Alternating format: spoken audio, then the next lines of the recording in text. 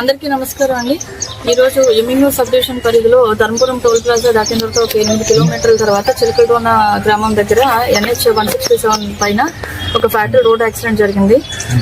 బీదర్ నుంచి తుమ్కూరు వెళ్తున్న ఒక ఫ్లై యాష్ వెహికల్ ని ఆపోజిట్ డైరెక్షన్ లో టువర్డ్స్ మంత్రాలయం వెళ్తున్న ఒక అశోక్ లైలాండ్ దోస్త్ వెహికల్ లో వచ్చి హిట్ ఇవ్వడం జరిగింది. దాంట్లో 8 మంది చనిపోయారు. చనిపోయిన వారిలో 5 మహిళలు, ఒక 3 సంవత్సరాల పాప, 2 మేల్ పర్సన్స్ ఉన్నారు. ఇంకొక 7 కర్నూలు రిఫర్ చేయడం జరిగింది. 4 వ్యక్తులు ఇమ్యూన్ హాస్పిటల్లో ట్రీట్మెంట్ లో ఉన్నారు. ఒక వ్యక్తి బాగానే ఉన్నారు.